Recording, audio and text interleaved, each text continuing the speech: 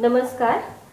आज आपण भोपळ्याच्या घाऱ्या करणार आहोत। हा एक गोड पदार्थ आहे आणि हा पौष्टिक आहे। हा गुळापासून आपण बनवत आहोत। यासाठी लागणारे साहित्य आपण प्रथम हा भोपळा उकडून घेतलेला आहे। आता तो स्मॅश करायचा आहे आपण आणि थोडा गुळ घेतलेला आहे। हे गव्हाचं पीठ आहे आणि हे डाळीचं पीठ आहे आणि हे थोडे तीळ आपण ह्या घाऱ्यांना वरून लावणार आहोत। तीळ किंवा तुम्ही खसखसी वापरू शकता। आता सर्वप्रथम आपण हा भोपळा जो उकडून घेतलेला आहे तो भोपळा आणि हा गूळ हा आपण एकजीव करून घेणार आहोत।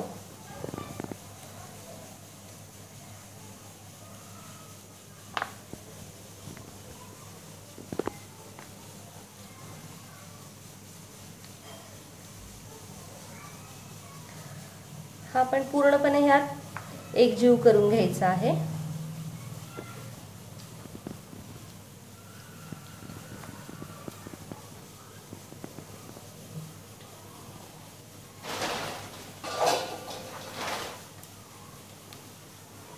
आपण खिसून घेतला तरी चालतो गूळ, पटकन तो एकजीव व्हायला मदत होईल आपल्याला।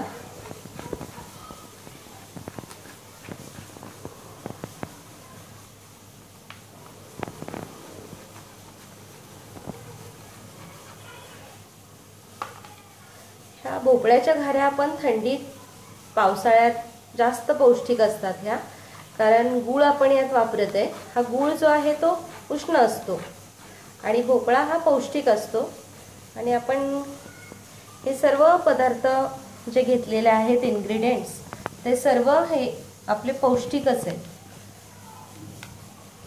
आणि हे आपण मैद्यापासून नाही तर घरगुती आपल्या गव्हाच्या पिठापासून बनवणार आहोत, त्यामुळे ते अजून पौष्टिकता त्याची वाढते।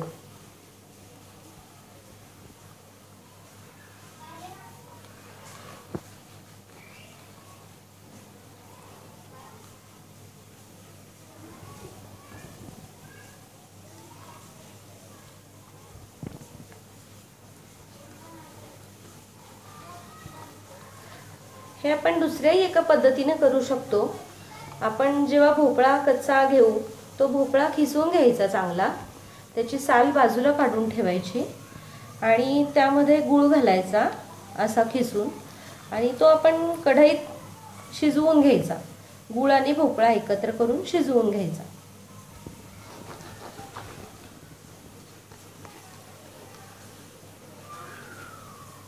आपल्याला हवं तसं आपण गोडीला ठेवू शकतो। तुम्हाला जेवढं गोड हवं असेल तेवढं तुम्ही गोड करू शकता।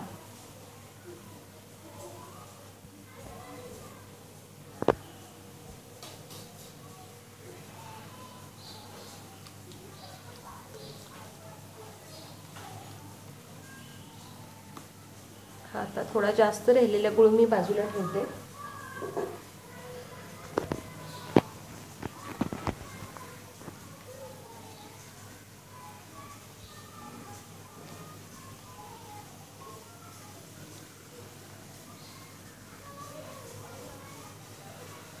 पूर्ण ह्या गाठी गुळाच्या फोडून घ्या। पूर्ण एकजीव गुळ हा झाला, गुळ आणि भोपळा।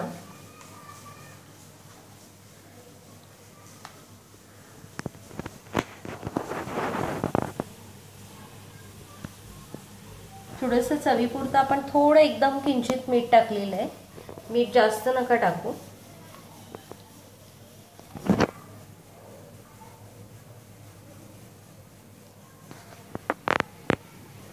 आपण 1 वाटी पीठ घेतलेलं आहे, त्याच्या हिशोबाने आपण 1 चिमटभरच मीठ घेतलेलं आहे। अगदी जास्त मीठ टाकू नका, जसं आपण पीठ घेऊ त्या प्रमाणात मीठ थोडं प्रमाण कमीच ठेवा। आता आपण हे पीठ यात मिक्स करत आहोत। यात थोडं डाळीचं पीठ, जेवढं आपल्याला लागेल तेवढंच आपण हे यात घेणार आहोत पीठ।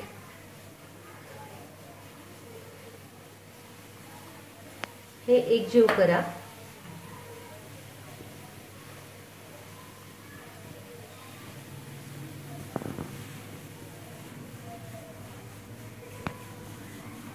हे थोडं चिकटतं, पण तुम्ही पीठ लावून थोडंसं हे एकजीव करू शकता। त्यात लागेल तेवढं पीठ तुम्ही वरून घालायचंय।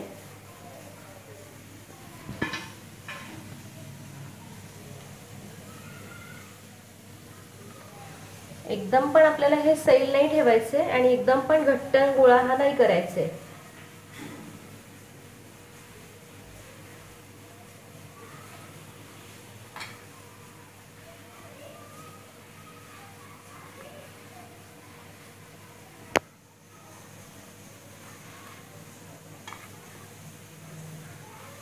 तयार केलेला आहे. ह्याला थोडं हाताला तेल लावून हा गोळा तयार केल्यानंतर आपण एक 5 मिनिटे ह्याला भिजू द्यायचं आणि त्यानंतर आपण ह्याचे छोटे छोटे गोळे करून घ्यायचे. ह्याचे पटकन गोळे होतात. थोडं हाताने ह्याला असं प्रेस करून घ्यायचं. हे चपटं चपटं करून थोडंसं पोळपाटावर थोडंसं तुम्ही ह्याला थापून घ्या.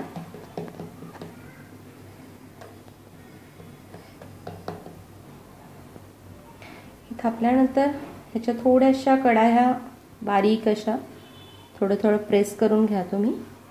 हे हातावर घेऊन थोडी ह्याला आपण तीळ लावायचे.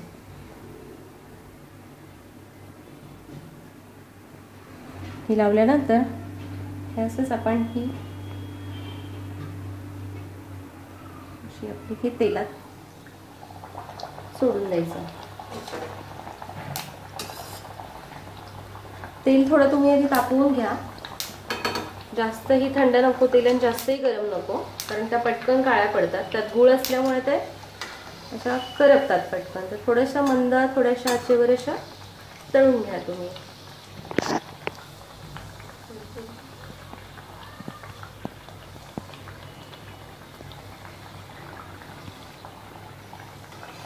अशा थोड्याशा लालसर ब्राऊन रंगाच्या झाल्या की हे आपण काढायच्या.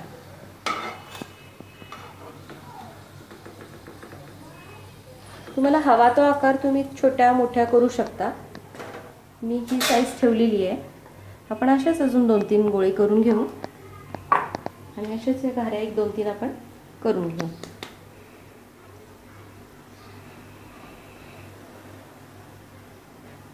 ह्या थंडीमध्ये पावसाळ्यात खूप पौष्टिक असतात. हे आपण तुम्ही मुलांना डब्याला देऊ शकता आणि करून ठेवलं की 8 दिवस आरामात डब्यामध्ये राहू शकतात.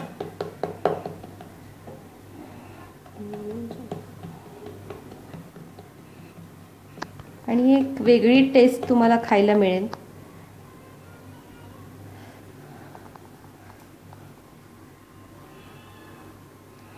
आणि मुलं भोपळ्याची भाजी खात नाहीत, म्हणून ह्या घाऱ्यातून असं जर तुम्ही त्यांच्या खाण्यातून भोपळा दिलात तर तो पौष्टिक जास्त असतो आणि मुलं आवडीनं खाऊ शकतात. हे चहा बरोबर खाऊ शकता तुम्ही.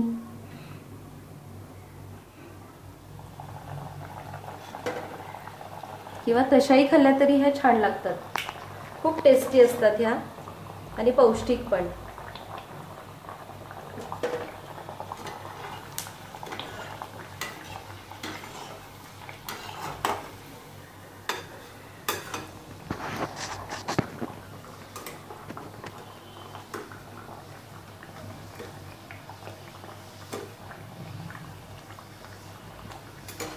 आणि हे सगळे इन्ग्रेडियंट्स आपल्या घरीच अवेलेबल असतात, त्यामुळे जास्त काही खर्चिक पण नाहीये. हे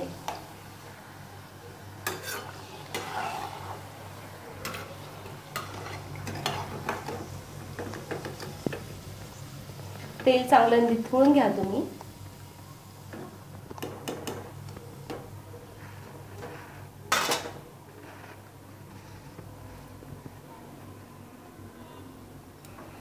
आणि या झटपट पण होतात, जास्त वेळ पण नाही लागत यांना.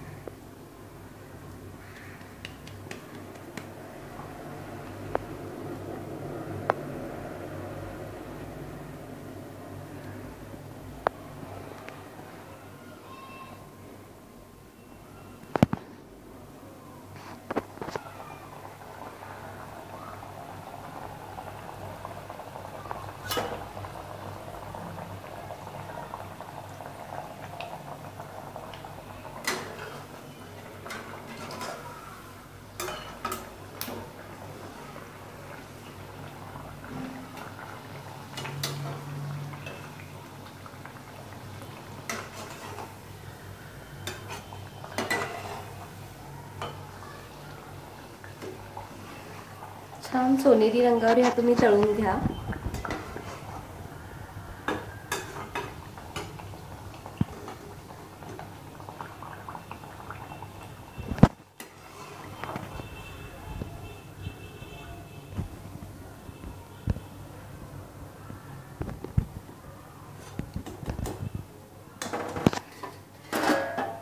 सो फ्रेंड्स, आपल्या ह्या छान भोपळ्याच्या घाऱ्या तळून झालेल्या आहेत, ह्या तयार झालेल्या आहेत। तुम्ही बघू शकता किती छान दिसतात।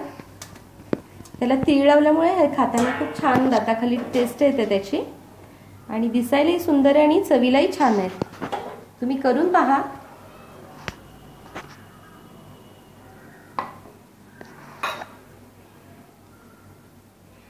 प्लीज ह्या करून पहा तुम्ही, आणि माझ्या रेसिपी तुम्हाला आवडली असेल तर प्लीज लाईक करा आणि सबस्क्राईब करा। थँक्यू।